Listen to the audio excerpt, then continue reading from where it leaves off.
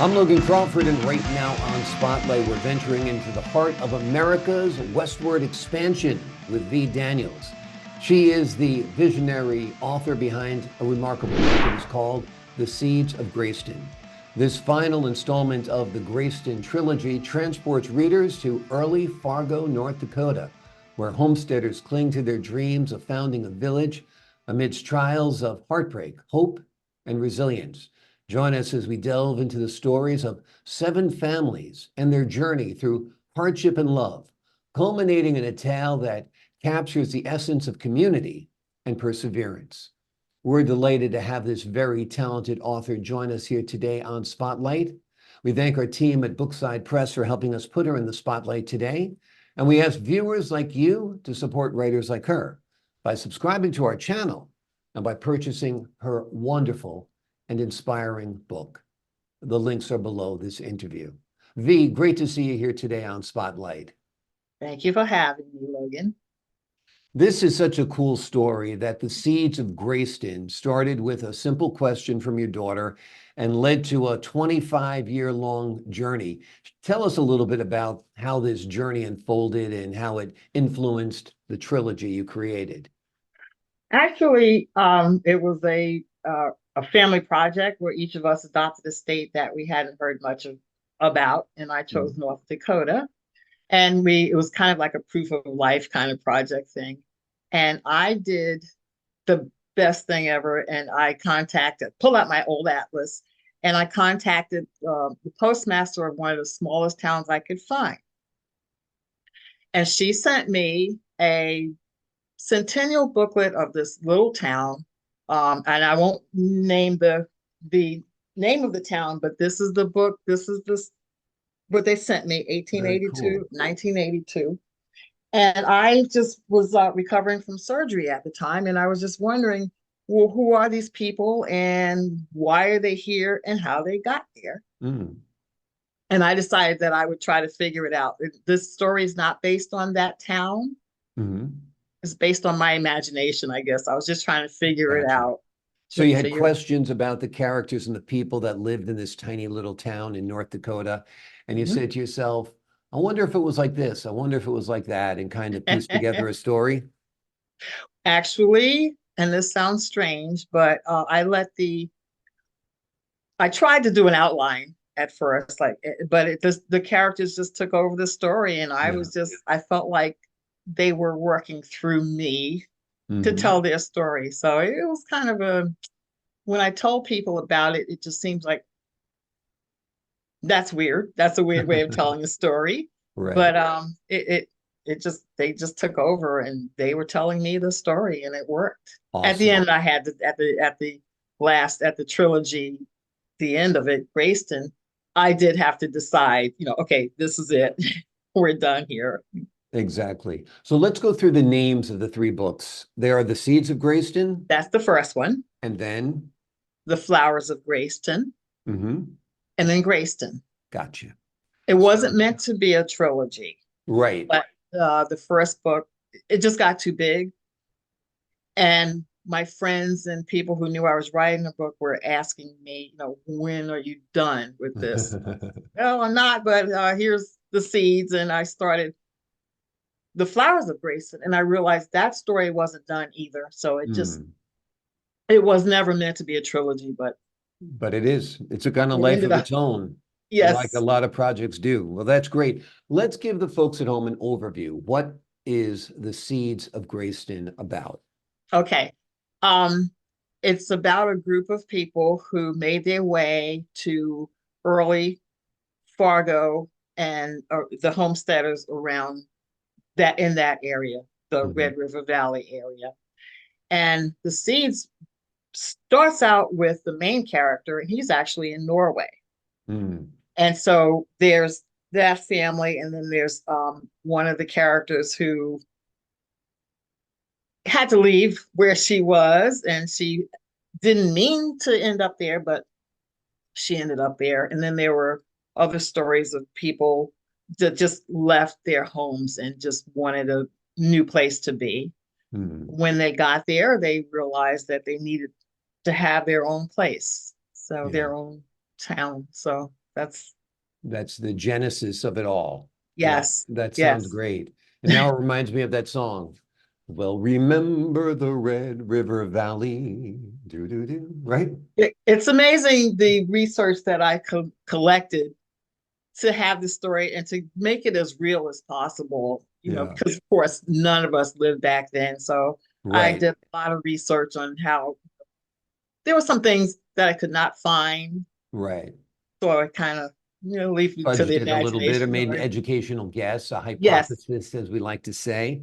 yes, That's the liberty of being a fictional writer. That's why fiction can be more interesting than fact or nonfiction at times, because you get to fill in the gaps, which is yes, great yes, as well. yes. Have you envisioned this perhaps as an epic TV series or a series of films? I have been contacted by Okay, people who want to make this into a movie or series. So great. I've considered it, Yeah. See what and I happens, if it winds up in Christopher Nolan's hands and he gives you a ring and says, "Hey, we want to turn this into a series of films." Why not? Every yes, great movie begins with a great story, and you've crafted a great story. So, thank you. yeah, absolutely.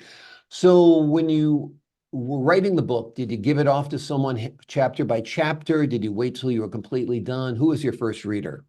Completely, I kept it to myself Mhm. the whole way. Well, the seeds, of course, I had to, let other people read it after I finished it. Right, I was very secretive and very private, so I didn't let anybody read it in advance. Um, I did have a friend who was typing it for a while, and then I ended up doing the whole thing yeah. myself. So Gotcha. Gotcha. What's a time frame? How long were you working? You said typing, so I'm not assuming typewriters.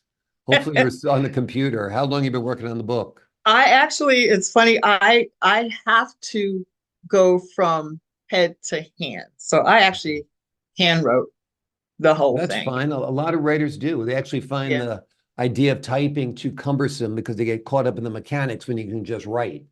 That's Thank you, because Yeah. I thought it was just me, but Yeah. yeah, because if I was typing it, I would be focusing on errors and oh shoot, I meant to do a G and I typed an H. So Exactly. Yeah. and Yeah. so I had a better time just writing it out. Exactly. I even like talk to text sometimes when I'm writing now. Just like speak it, because Yeah. I can speak it and think it a lot faster than I can write it. And if the words are coming to you and the story's coming to you, you want it to happen, and you can always go back, dump it in the word processor and That's right. jazz it up later, right? Yeah. Yeah. Wonderful. Wonderful. So your daughter, was it your daughter who initially did the challenge of we all need to take on a state? Actually, we were proving to her that there was life in Wyoming. And then Okay. that's when we decided, because we hadn't heard much about Wyoming, North Dakota, and Montana, and Right. Oregon was the fourth one. And I think I came up with the idea, why don't we each adopt a state? Right. So, and Gotcha. so I think I came up with the idea. But if it wasn't for her asking about Wyoming, I wouldn't have had a book. Yeah, well, that's wonderful. How did it feel writing the last sentence or the last few words in Graceton, the final of the trilogy? I had mixed feelings about that Yeah, because this was a 25-year effort. right. So it took me 25 years because full-time community service and Hmm. a, a house with Yeah, family. life And gets in the so it way. took me 25 years. Yeah. Yeah, And so it was sad to, I mean, this is 25 years right, of me doing this, and all of a sudden I'm done, you know. right, But I had mixed exactly. feelings. So I'm going, okay, I'm kicking these people out of my head now. Right, They can, go right. You away. can't think of what's next for this one, what's next for that one, what if this happened, all of that. Yeah. So it's basically like losing a hobby or losing a Yes. part of you. Yes. Yeah. Yes. Yes. And like I said, they were in my head for 25 years. And the way I ended it, I'm kind of like, well, there is more if I want to tell more, but I'm done. Yeah. I'm done. you know. What about a completely different story? You working on anything new? People ask, and my standard answer is that I'm thinking, but it certainly is not going to be a trilogy. So Maybe a short story this time. I'm constantly writing. So I Really? have like short stories, and I have a memoir um where I tell, it's not like A, B, C, D. I have a Right, memoir with certain categories of right, stories through my life. So you can open up to any page and read a story. It doesn't have to be, from 19 when I was right. born to, It's just basically a series of stories that pertain to your life, as yes. opposed to I was born in Yes, it's not a biography, 1990 and autobiography. see, Yes, I gave you a good yeah. year to be born in. There you Oh, go. Well, you did a great job on this book, The thank Seeds you. of Graceston. It is the first in a trilogy written by Vee Daniels. The other books are called The Flowers of Graceston, and the final installment is simply called Graceston. And these families, these characters in this book who are homesteaders in the great American Western expansion will live in your heart and in your head, much in the way that they did for Vee as well. It's a great story. It's an epic story. You will love it. Vee, thank you so much for joining us here today on Spotlight. Thank you, Logan. Thank you so much. Oh, it's my pleasure. Great time talking to you today and to the folks at home. I'm Logan Crawford, thanking you for your time this time. Until next time on Spotlight.